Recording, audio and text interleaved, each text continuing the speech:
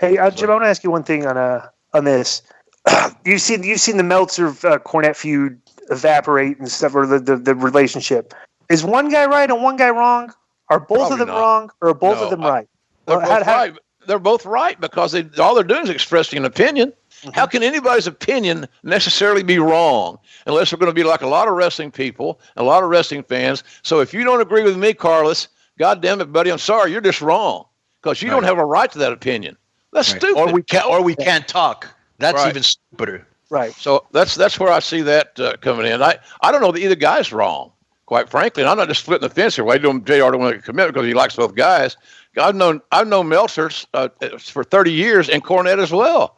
So I've got a long time with these guys, and I hope that I hope that they patch all that stuff up. We don't need the bullshit. The business doesn't need the bullshit. We get maligned enough with us creating our own controversies in an underbelly type thing. I just don't agree with that whatsoever.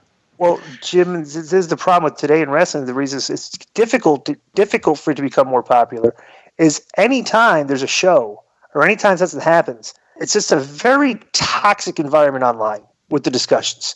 Like literally, how could you be a wrestling fan? Like, if you're a fan of wrestling, how would you choose sides? It's society. Of which organization like, and the other one's terrible. And this, it's like, it's weird. It's a very weird mindset that these fans have these days. It's like this goddamn virus. You want to wait and see what the Republicans are going to say and what the Democrats are going to say, this side of the aisle, that side of the aisle. It's about their politics of the controvirus, not finding a cure and saving lives. It becomes a political issue, and it's bullshit. So it's that way. We live in a society of defiance and negativisms. Yeah, but the thing is like, this is what's very weird for the people that didn't grow up in our era. When you were growing up, Jim, I know that if you watch Walter Cronkite or Harry Reasoner, guys like that, they had credibility, correct? Yes, sir. And now I'll give you an example. Today, somebody sent me this thing where it said that CBS got busted because they were showing people from Italy in, in the hospital, and they were saying it was from New York. And I'm thinking to myself, really, CBS, you're going to politicize this like That's everybody else is? You're going to risk your credibility over it's ridiculous. And it's permeated everything.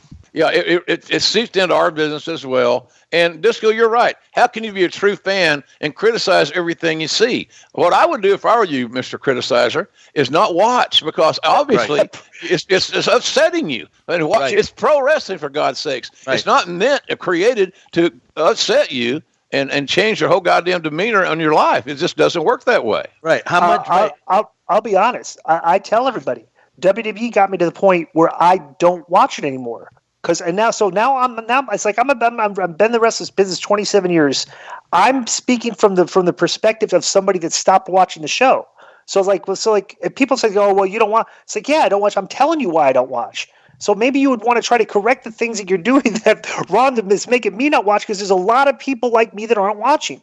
Fix the tone of the show with the promos and start, fighting more when you wrestle. That's, to me, that's the two things. Like, if we address that over the next 4 or 5 years and can get guys that throw in good working punches instead of these forearms, which I can't stand. That's just me. I can't stand the forearms. I like the punches better.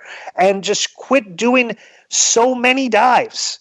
I mean, that stuff doesn't mean anything anymore, the funny thing, like I asked you about the reason matches I think are too long in AEW is because when you do so many false finishes, how often is the pinfall the biggest pop? Mm-hmm. It's like they do a million spots during the match where there's a huge pop and a huge roof. You could get the 1, 2, 3 and blow the roof off at the 8-minute mark, as opposed to doing it at the 14-minute mark and doing a whole bunch of other stuff. That's why I think the matches are too long in AEW. The way they work, they just do too many false finishes, and as a show, it's just like it's tiresome after a while. That's in my opinion.